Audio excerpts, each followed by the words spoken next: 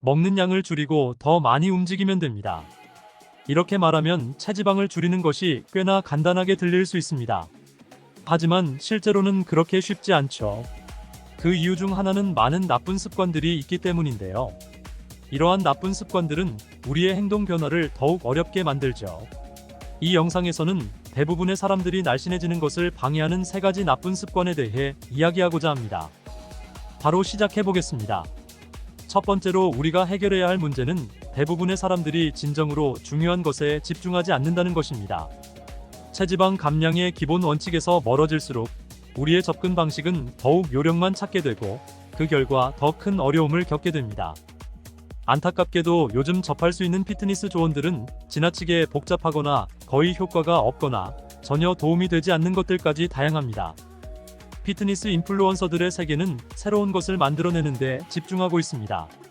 예를 들면 생강과 레몬이 들어간 스무디나 체지방 감량을 가속화시킬 새로운 레시피, 각종 보충제 등이 그렇습니다. 또한 복근 운동이나 특별한 루틴 등이 세상을 바꿀 것처럼 소개하죠. 이러한 것들은 콘텐츠로서 주목을 받고 신선함을 주긴 하지만 항상 새로운 것이 나와도 근본적인 문제를 해결하지 못합니다. 사람들은 마침내 원하는 몸매를 얻기 위해 모든 것을 바꿔줄 무언가가 나타날 것이라는 마지막 희망에 매달립니다. 그러나 진실은 날씬해지고 그 상태를 유지하기 위해서는 어떤 다이어트가 어떻게, 왜 효과가 있는지에 대한 기본 원칙을 이해해야 한다는 것입니다. 기본 원칙을 알지 못하면 무엇이 실제로 결과와 진전을 이끄는지 알 수 없습니다. 따라서 현재의 방법이 효과를 멈출 때 무엇을 변경해야 할지도 모르게 됩니다. 제1원칙 사고방식은 문제를 가장 기본적인 요소로 분해하여 근본부터 이해하는 것을 말합니다. 일론 머스크는 자신의 사업에서 매우 복잡한 문제를 해결하는데 이 사고방식을 활용했다고 종종 언급하곤 하는데요. 체지방 감량에 있어서 이해해야 할 2가지 주요 원칙이 있습니다. 첫 번째 비타협적인 원칙은 전체 에너지 섭취를 줄여서 음의 에너지 균형을 만들어야 한다는 것입니다. 여러분이 알고 있는 모든 다이어트 예를 들어 키토제닉, 팔레오, 저지방, 저탄수화물, 슬로우 카브, 간헐적 단식, 하루 한 끼 식사, 웨이트 워처스 등이 모두 동일한 목표를 추구하는 다양한 방법들입니다. 이들은 여러분을 칼로리 결핍 상태로 만들어서 칼로리 섭취를 제한하고 몸이 외부에서 충분한 에너지를 얻지 못하기 때문에 저장된 체지방을 에너지로 사용하도록 하는 것입니다. 여러분의 성공은 지속할 수 있는 칼로리 제한 방법을 선택하는 데 달려 있습니다. 날씬한 사람들이 숨기고 있는 비밀스럽고 쉬운 방법은 없습니다. 칼로리 결핍을 꾸준히 유지해야 합니다. 이것은 제가 만든 규칙이 아닙니다. 저도 여러분만큼이나 이것을 즐기지 않지만 이 원칙을 무시하려고 하면 오랜 시간 동안 제자리 걸음을 하게 될 것입니다. 어디서부터 시작해야 할지 모르겠다면 칼로리 추적 앱을 사용해서 2주 동안 꾸준히 음식 섭취량과 체중을 기록하는 것입니다. 이렇게 하면 현재의 식습관과 체중 변화 추이를 파악할 수 있습니다. 만약 체중이 줄어들지 않는다면 칼로리를 줄여서 칼로리 결핍 상태를 만들어야 합니다. 앞서 말씀드렸듯이 체지방 감량에는 2가지 주요 원칙이 있습니다. 그리고 근육량을 유지하면서 체지방을 줄이고자 한다면 두 번째로 타협할 수 없는 원칙은 고단백질 섭취를 유지하는 것인데요. 제 추천은 목표 체중 1kg당 1.8g의 단백질을 섭취하는 것입니다. 예를 들어 목표 체중이 68kg라면 하루에 약 122g의 단백질을 섭취해야 한다는 거죠. 연구 결과에 따르면 저탄수화물 식단이든 저지방 식단이든 단백질과 총 칼로리 섭취량이 적절하다면 탄수화물이나 지방을 줄이거나 둘 다 조금씩 줄이는 것이 체지방 감량에 동일한 효과를 가져옵니다.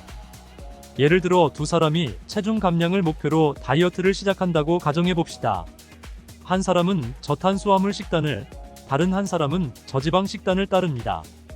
두 사람 모두 하루에 필요한 단백질을 충분히 섭취하고 총 칼로리 섭취량을 줄여서 일정량의 칼로리 결핍을 만든다면 두 식단 모두 체지방 감량에 효과적입니다. 즉, 탄수화물이나 지방의 섭취를 줄이는 구체적인 방법보다는 전체적인 칼로리 결핍 상태를 유지하는 것과 충분한 단백질을 섭취하는 것이 체지방을 줄이는 데 결정적인 역할을 합니다. 고단백 식단은 근육을 유지하는 데 도움이 될 뿐만 아니라 단백질이 포만감을 주어 배고픔을 줄여주기 때문에 다이어트를 더욱 일관성 있게 지속할 수 있게 해줍니다. 제가 사람들의 식단을 검토해보면 충분한 단백질을 섭취하지 않는 것이 매우 흔한 문제였는데요. 따라서 식단을 설계할 때는 유행이나 요령을 무시하고 칼로리와 단백질 섭취에 우선적으로 집중해야 합니다. 이 부분에서 여러분 결과의 90%가 나올 것입니다. 이제 많은 사람들의 진전을 방해하는 두 번째 나쁜 습관은 알코올 섭취로 인한 잘못된 식습관입니다. 만약 나쁜 식습관을 가지고 있다면 술을 몇 잔 마신 후에는 그 습관이 거의 확실하게 다시 나타납니다.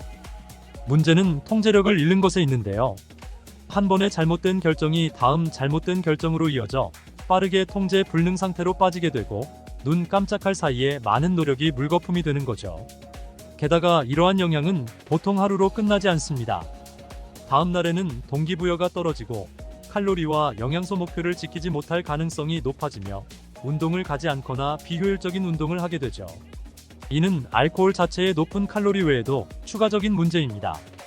참고로 알코올은 칼로리 밀도가 높습니다.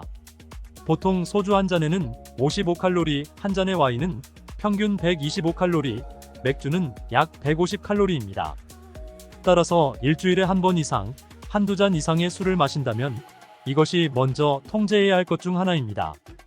제 경험상 대부분의 사람들은 칼로리와 영양소 섭취에 일관성을 가지는 방법을 배우는 동안 과정을 단순화하기 위해 잠시 동안 알코올을 완전히 끊는 것이 가장 좋다는 것을 발견했습니다. 이제 세 번째로 정말 주의해야 할 나쁜 습관은 제가 모든 길은 칼로리로 통한다라고 부르는 것입니다. 직장에서 긴장되고 스트레스가 많은 하루를 보냈나요? 편하게 쉬면서 저녁으로 햄버거를 주문합니다. 일주일 내내 작업하던 프로젝트를 끝냈나요? 축하하기 위해 애슐리에 가죠. 힘든 운동을 했나요? 스스로에게 달콤한 보상을 줍니다. 자격이 있으니까요. 제가 다이어트에 어려움을 겪는 사람들과 이야기해보면 이런 상황들은 매우 흔합니다. 그들이 가는 모든 곳과 하는 모든 일이 더 많은 칼로리로 이어지는 것처럼 느껴지죠. 그래서 과식은 성공에 대한 보상이자 힘든 시기에 대한 대처기제가 됩니다.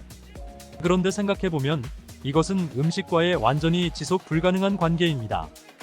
이제 음식을 통한 축하를 절대 하지 말라는 것은 아닙니다. 식사로 기쁨을 나누는 것은 우리의 사회생활에서 큰 부분을 차지하며 우리 모두가 그렇게 하고 있죠. 다만 일상적인 영양 섭취 전략의 기반이 감정 상태에 의존해서는 안 된다는 말입니다. 만약 명확한 목표나 계획 없이 단순히 기분에 따라 행동한다면 어떤 사건이든 과식을 정당화하는 방향으로 주관적으로 해석될 수 있습니다.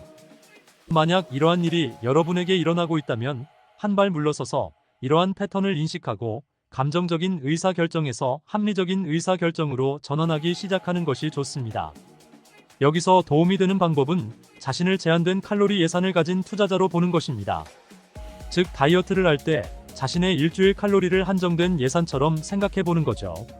마치 돈을 아끼듯이 칼로리도 아껴서 필요한 곳에 쓰는 겁니다. 쓸데없이 많은 칼로리를 낭비하고 싶지 않을 테니 꼭 필요한 상황이나 특별한 날에 사용할 수 있도록 계획을 세우는 거죠. 투자자라면 그다지 좋지 않은 기회에 소중한 칼로리 예산을 낭비하고 싶지 않을 것입니다. 대신에 최고의 투자 수익률을 얻을 수 있는 기회를 찾게 되겠죠. 따라서 여러분의 전략은 다이어트에서 적절한 즐거움을 찾으면서도 체지방 감량 목표에 충실하는 것입니다. 예를 들어 금요일에 더 많은 칼로리가 필요하다면 월요일부터 목요일까지의 칼로리 섭취량에서 10%를 줄이고 그 절약한 칼로리를 금요일에 재투자할 수 있습니다. 이렇게 하면 주간 칼로리 예산은 동일하게 유지됩니다.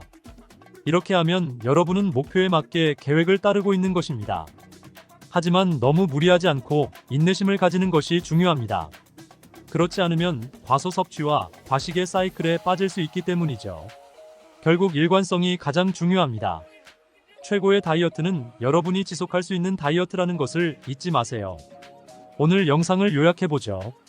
많은 사람들이 체지방 감량의 기본 원칙, 즉 칼로리 결핍과 단백질 섭취에 집중하지 않고 다양한 다이어트 트렌드나 불필요하게 복잡한 조언을 추구하게 됩니다. 이는 체지방 감소를 효과적으로 이루지 못하게 만들고 기본적인 다이어트 원칙을 이해하고 지속하는 것이 중요합니다. 술을 마시는 습관은 통제력 상실로 이어져 나쁜 식습관을 유발하고 잘못된 식사 결정을 연쇄적으로 불러일으킵니다. 이는 다이어트 노력을 손상시키고 체지방 감량 과정에서의 진전을 방해하죠. 스트레스가 많은 상황이나 기념할 만한 일이 발생했을 때 음식을 통해 감정을 해소하려는 경향이 있습니다. 이는 과식으로 이어지고 장기적으로 체지방 감량 목표를 달성하기 어렵게 만듭니다. 감정적 식사 습관을 인식하고 합리적인 의사결정으로 전환하는 것이 중요합니다. 오늘 영상은 여기까지입니다. 감사합니다.